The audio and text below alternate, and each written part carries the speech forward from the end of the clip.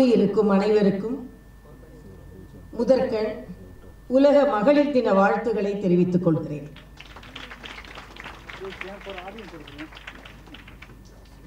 அடுத்து சிவராத்திரி வாழ்த்துக்களையும் தெரிவித்துக் கொள்கிறேன். நல்லதொரு நிகழ்ச்சியில் கலந்து கொள்வதற்காக வந்திருக்கிறேன். நல்லதொரு பட்டிமன்றத்தை பார்க்கும் வாய்ப்பு கிடைத்தது. எங்களது அதிகாரிகள் உள்ளே நுழையும் பொழுதே இதை எவ்வளவு விரைவாக முடிக்க முடியுமோ அவ்வளவு விரைவாக முடியுங்கள் என்று கணேஷிடம் சொன்னார்கள். கணேஷ் என்னிடம் வந்து கேட்கும் பொழுது நான் சொன்னேன், பரவாயில்லை, கொஞ்சம் பார்க்கிறேன் என்று சொன்னேன், கேட்கிறேன் என்று சொன்னேன். ஏனென்றால் எவ்வளவோ அழுத்தமான பணிகளுக்கு நடுவில் கொஞ்சம் சிரிப்பதற்கு வாய்ப்பை ஏற்படுத்தி தந்தமைக்கு எனது வாழ்த்துக்களையும் நன்றியும் நான் தெரிவித்துக் கொள்கிறேன். ஆர்த்தி கணேஷ் என்றாலே சிரிப்பு தானே. ஆக அப்படிப்பட்ட ஒரு சூழ்நிலை.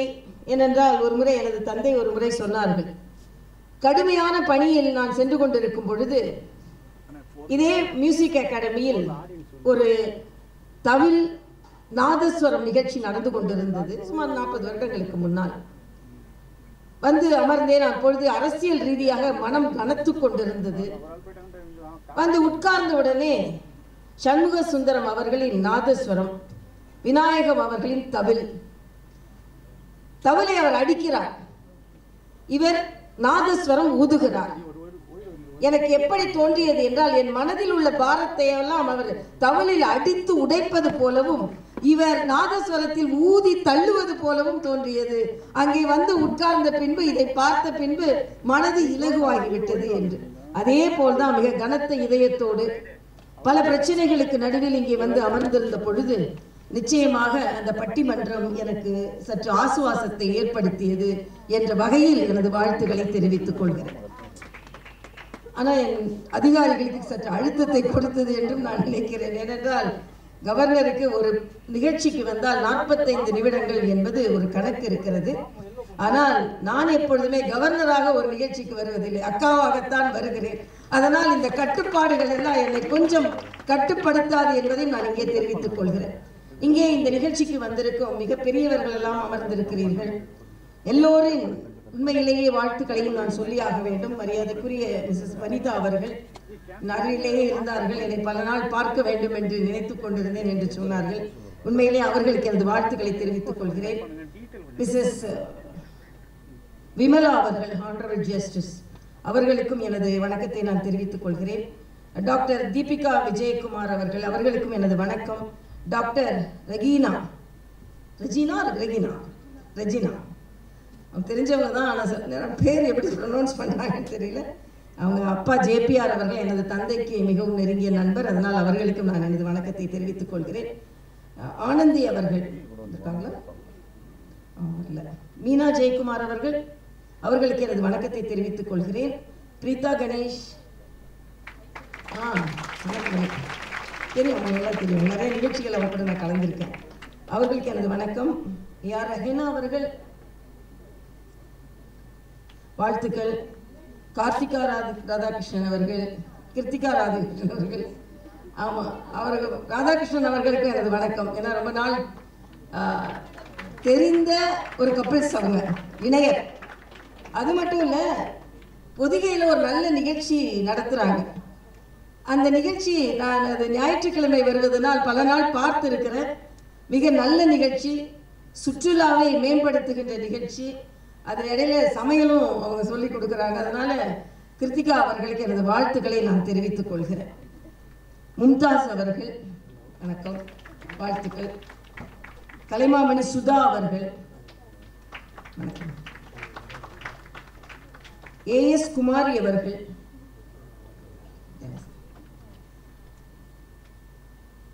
பவனி ரெட்டி அவர்கள்,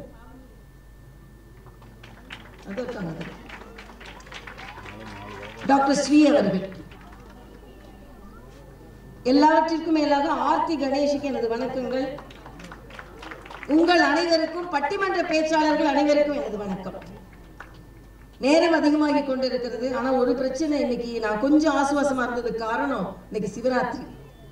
அதனால நம்ம கோயில் எதுவும் மூட மாட்டாங்க. நாங்கள் வந்துட்டு கோயிலுக்கு போனோம், அப்புறம் ஒரு பூஜைக்கு போனோம், இந்த நிகழ்ச்சிகளுக்கெல்லாம் போனோம். ஆனால் கோல்டன் சன்ரைஸ் பொன்னான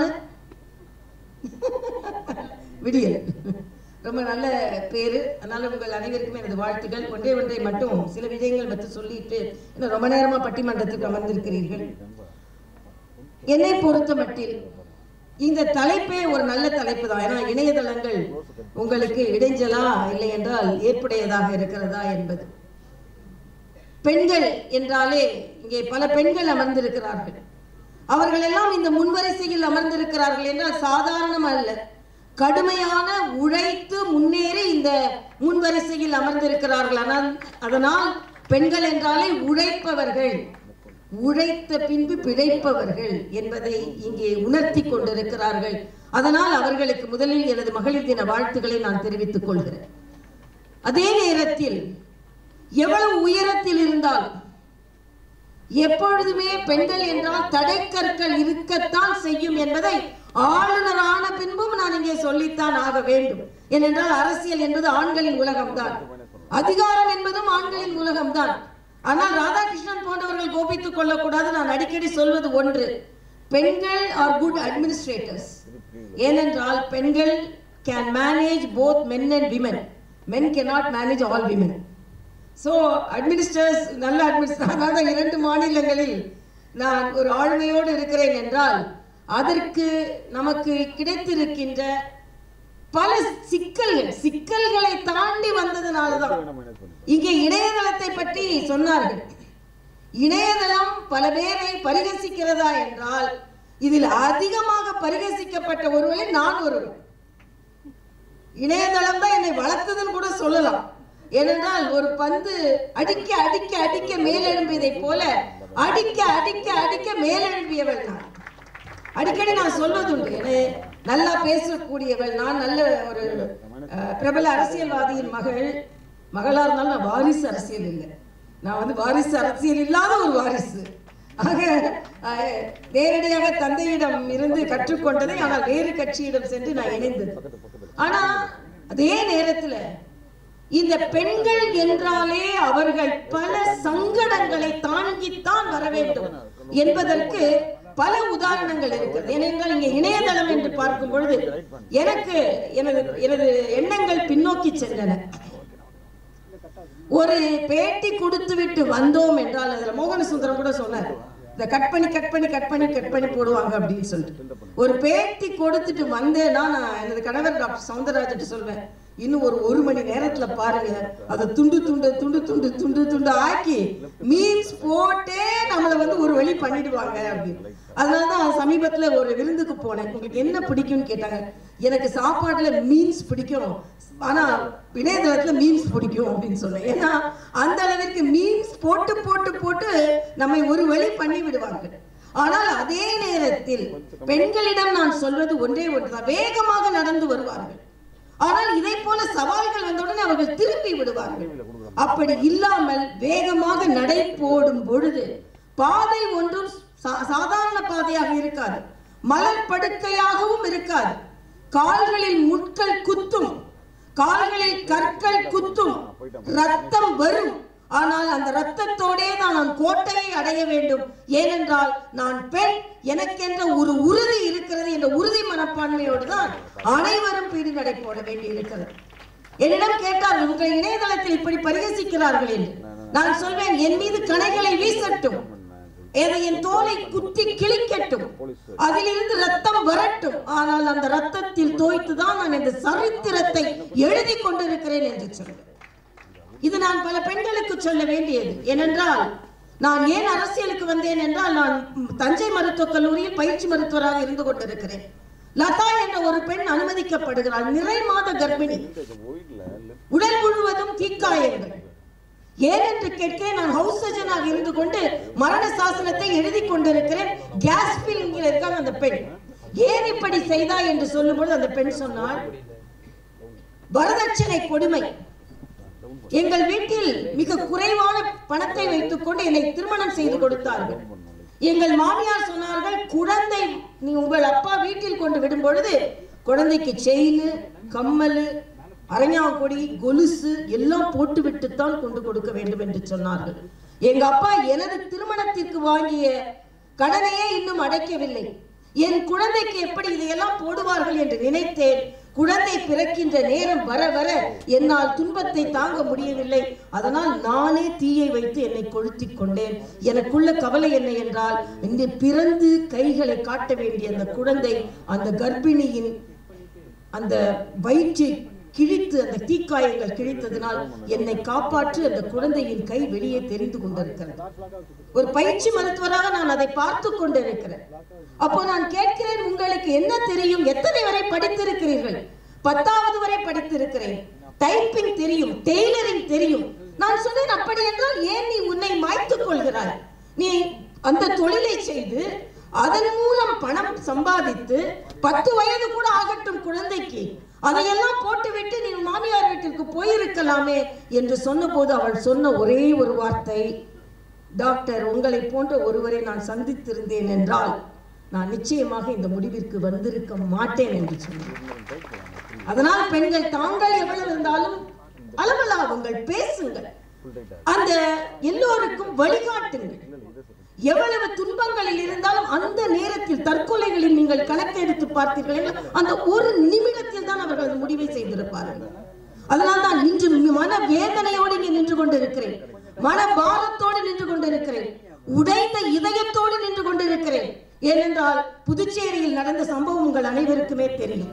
எல்லோரும் ஆராதிக்க வேண்டிய ஆர்த்தி என்ற குழந்தை மனித மிருகங்களால் சீரழிக்கப்பட்டு, சீரழித்து விட்டு உயிரோடாவது விட்டு தொலைத்திருக்கலாம். அதை சாக்கு மூட்டையில் கட்டி, அதை சாக்கடையில் வீசி, அதை 4 நாட்கள் தேடி, அதை எடுத்த பின்பு அந்த குழந்தை உருகுலைந்து, பெற்ற தாய் எவ்வளவு அந்த தோளில் அந்த அம்மா விழுந்து அழும் பொழுது உண்மையிலேயே பதறி போனேன், உடைந்து போனேன்.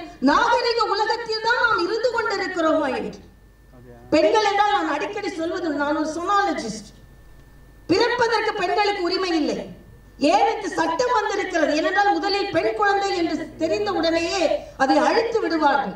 அதனால்தான் நாம் இந்திய சட்டம் என்ன சொல்லியது என்றால், பெண் குழந்தைகள் என்று வெளியே சொல்லாதீர்கள், என்ன குழந்தையாக இருந்தாலும் அது பிறந்து விட்டு போகட்டும் என்று அப்பொழுது நினைப்பேன். பிறக்கிறது கூட பெண் குழந்தைக்கு உரிமை இல்லையா?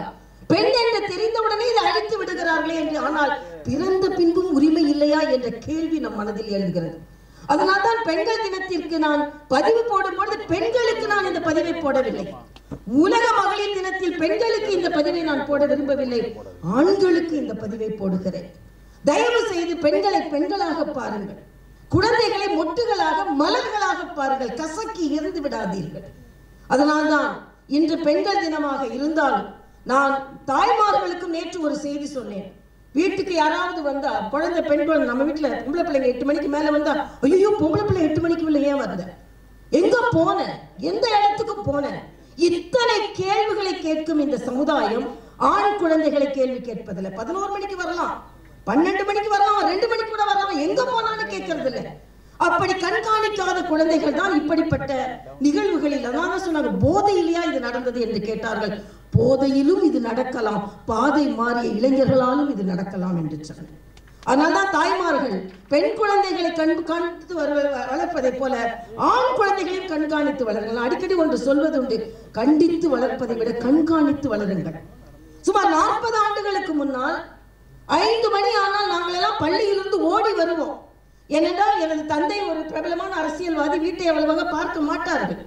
5 குழந்தைகளை வளர்க்கும் என் தாய் 4 பெண் குழந்தைகள். 5 மணிக்கு வரவில்லை என்றால் பதறி போய் வெளியே நிற்பார்கள். நாங்கள் பள்ளியிலிருந்து ஓடி வருவோம்.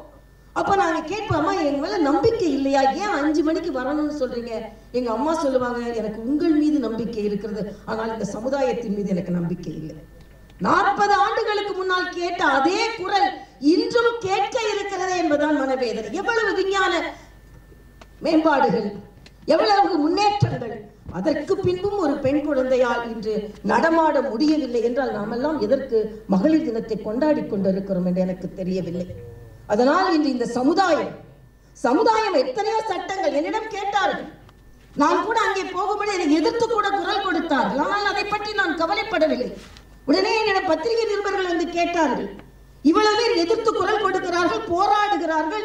நீங்கள் ஆட்சியாளர்கள் வகை நடந்து சென்று கொண்டிருக்கிறீர்களே, உங்களை எதிர்த்து குரல் கொடுக்கிறார்களே என்று சொன்ன போது நான் சொன்னேன், நான் அந்த சூழ்நிலையில் இருந்தாலும் எதிர்த்து குரல் கொடுத்துத்தான் இருந்திருப்பேன்.